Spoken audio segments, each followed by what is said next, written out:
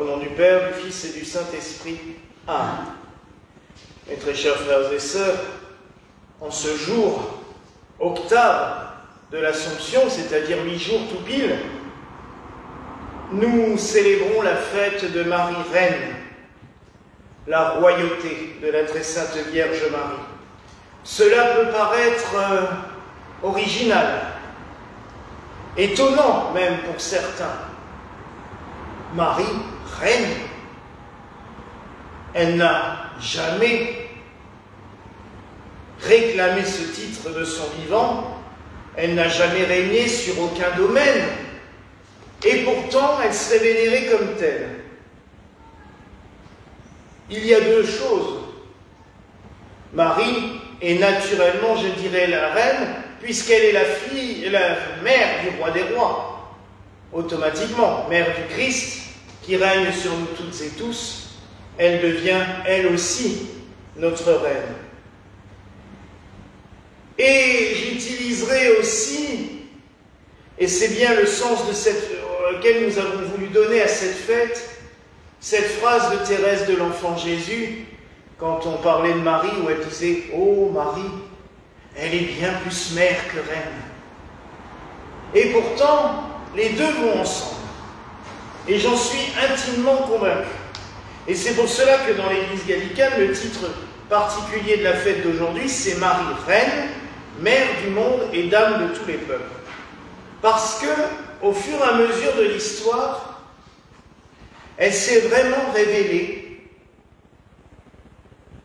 être présente depuis toute éternité, toujours et partout,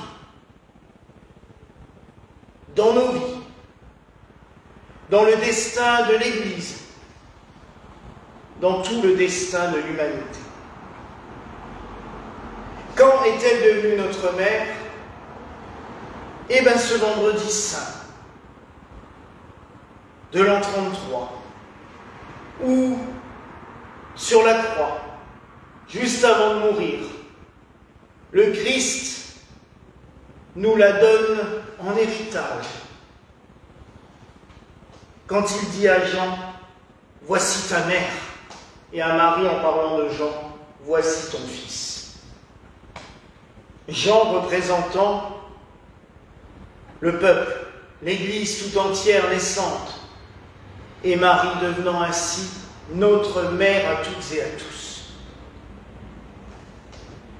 Pour sa royauté, c'est dans l'imaginaire collectif, je dirais, que cela s'est manifesté. Dès les temps les plus anciens, on a aimé à représenter Marie, arrivant au ciel après son Assomption, être accueillie par Dieu le Père, avec son Fils à sa droite, et l'Esprit Saint descendant en forme de colombe au-dessus d'eux, et tous les trois déposant la couronne de la royauté sur la tête de la Vierge Marie. Ça, c'est une image qui, tout au long du Moyen-Âge, va revenir. Dans les enluminures, le Père Glen m'en a encore envoyé une cet après-midi, dans les livres d'heures, dans les gravures, et même dans les fresques des églises. Pour tous les hommes, il a toujours été, depuis le fondement même de l'Église, certain que Marie régnait sur nous, mais elle aussi, non pas selon la forme de la royauté terrestre, par le sceptre et par l'épée, mais par le cœur et par l'amour. Marie est notre reine, reine du ciel et de la terre. Et nous sommes ses disciples. Et nous sommes, comme l'aurait dit Grignon de Montfort, ses esclaves. Mais dans le bon sens, le saint esclavage, c'est-à-dire un abandon total à ce que Marie pourrait vouloir pour nous toutes et tous. Et Marie ne veut qu'une chose, et je vous le répète inlassablement, elle ne veut qu'une chose, nous conduire à son Fils, au Christ. Si Marie le pouvait, je suis sûr que c'est la première qui, tous les jours, viendrait nous chercher par la main dans nos maisons pour nous emmener à l'église, pour que nous puissions recevoir le Christ dans l'Eucharistie. Elle serait la première à nous dire, mais agenouillez-vous là, recevez-le au plus profond de votre cœur. Et nous ne l'écoutons malheureusement pas assez. Marie s'est aussi présentée au long de ses apparitions à plusieurs reprises sous le vocable de reine. À Tilly-sur-Seulles, par exemple, au XIXe siècle, où elle se présente sous le nom de la reine du Très Saint Rosaire. À Fatima, elle reviendra sous ce vocable-là. À Bagneux, non, pardon, pas à Beaurain, apparition qui a eu lieu quelque temps après Bagneux, en Belgique, où là, elle utilise un vocable qui pour moi est quelque chose de merveilleux, la reine au cœur d'or. Et elle apparaît en effet avec un cœur d'or qui ressort de ses entrailles.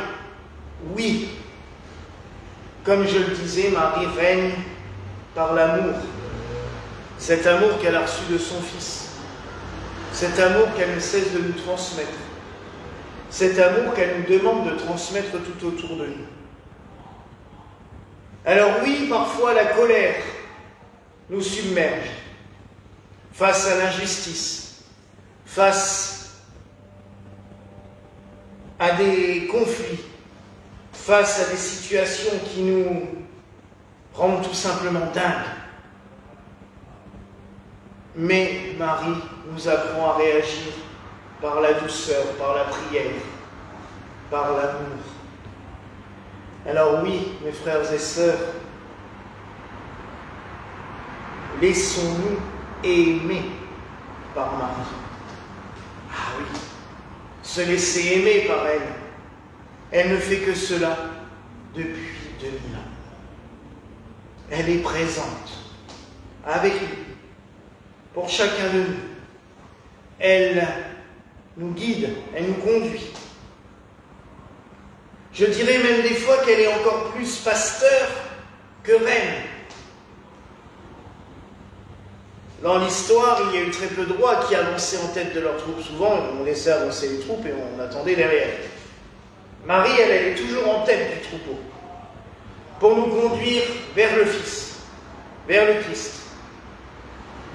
Laissons-nous conduire par elle. Je parlais l'autre jour de la sainte imitation de Marie. L'imiter. Imiter une reine qui nous aime. Une reine qui veille sur chacun de nous. Une reine qui est à l'écoute. Quand je donne tous ces adjectifs, je me rends bien compte que ce n'est pas les adjectifs qui concerneraient une reine, mais vraiment une mère. Et Marie règne sur nous parce qu'elle est avant tout notre mère.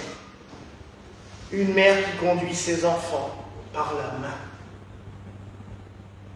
Et Dieu sait que ses enfants sont dissipés.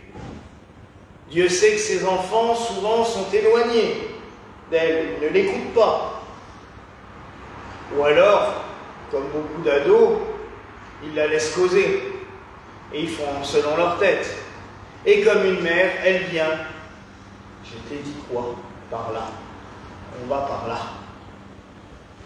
Et elle continue à aimer. Toujours. Nous pourrions faire les pires des choses. Elle sera toujours présente pour nous aimer. Vous savez, j'ai remarqué quelque chose en étudiant un peu les apparitions de la Vierge Marie. Il n'y a toujours que de l'amour. Et quand elle nous met en garde des fois contre des problèmes qui peuvent survenir, c'est par amour. Elle nous dit, elle nous donne même les moyens pour éviter ce qu'elle annonce. Alors malheureusement, certains, mais c'est comme pour tout, quand il y a des apparitions et que la Vierge annonce que nous risquons telle ou telle catastrophe, les gens vont regarder que ce morceau-là. Ah, Marie l'a annoncé dans tel pays. Oui, c'est bien. Et elle a dit quoi pour s'en sortir? Qu'est-ce qu'elle nous a demandé de faire? Vers quoi elle nous a conseillé d'aller pour éviter ce genre de choses? Et alors là, les trois quarts des gens, silence radio, ça, ils n'ont pas mémorisé. Ils n'ont mémorisé que l'annonce d'une catastrophe. Mais ce n'est que des annonces. Justement, si elle vient nous voir aussi régulièrement depuis 2000 ans partout dans le monde, c'est à chaque fois pour nous remettre un peu dans le droit chemin, pour nous dire, mais vous ne voyez pas que si vous continuez comme ça, vous allez à votre perte. C'est pas quelqu'un qui va vous punir, c'est vous-même qui allez vous punir. Alors que si vous mettez toutes les chances de votre côté, là vous en sortirez.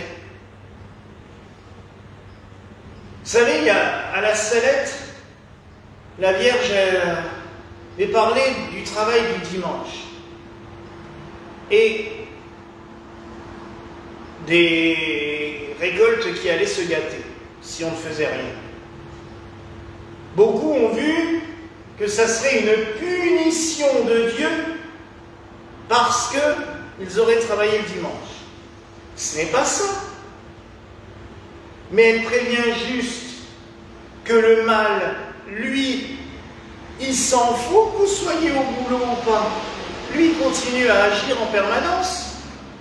Et que si on ne prend pas un petit peu de temps pour prier le Seigneur, pour être protégé, si on ne prend pas un petit peu de temps pour se construire autour de soi, autour de ses récoltes, autour de son travail, une protection, une défense par la prière, il ne faut pas s'étonner que les catastrophes arrivent. Et on est bien loin d'une punition. Ce n'est pas Dieu qui punit, nous punissons nous-mêmes.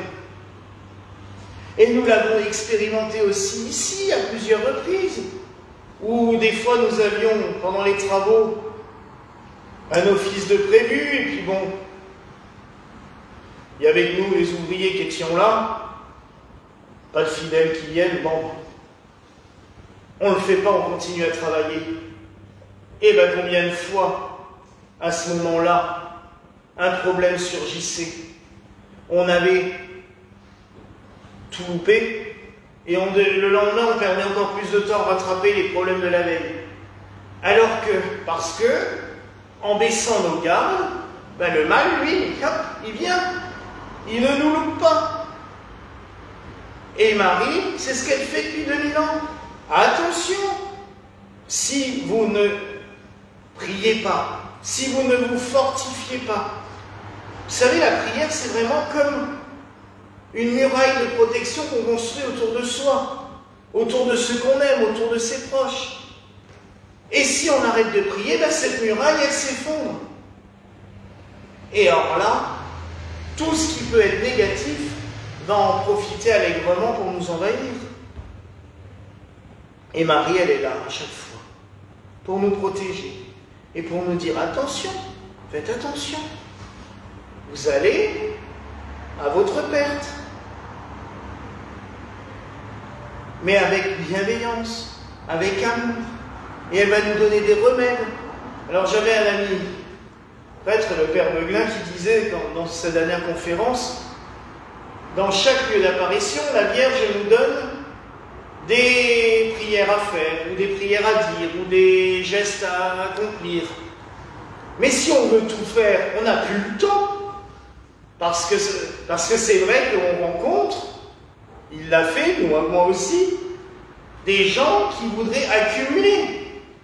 Ah ben Fatima, elle a dit de dire ça. Ah machin, elle a dit de dire ça. Ah Medjugorje, elle a dit de dire ça. Mais à la fin, on se retrouve avec 57 chapelets à faire dans la journée, plus... et les chapelets, ils deviennent à rallonge parce qu'à la fin, il faut rajouter, au bout de chaque dizaine, il faut rajouter 5 ou 6 prières. On s'en sort plus. Mais ce n'est pas à accumuler. Mais ce qu'on disait, c'est que dans chaque apparition, chaque lieu où la Vierge est apparue, on peut trouver sa nourriture. Certains vont accomplir les demandes qui ont été faites à Fatima parce que le message de Fatima va leur parler à eux. D'autres vont accomplir les préceptes qui ont été donnés à Medjugorje parce que ça leur parle à eux. D'autres vont préférer ce qui a été annoncé à Kibéo, d'autres ce qui a été annoncé à Akita, d'autres la dévotion à la Dame de tous les peuples. Mais il ne faut pas accumuler tout, parce que de toute façon, sinon à un moment donné, on ne vit plus. On est confié en dévotion du matin au soir. Mais ça n'avance pas. Mais dans chaque lieu où la Vierge apparaît, on peut trouver sa propre nourriture.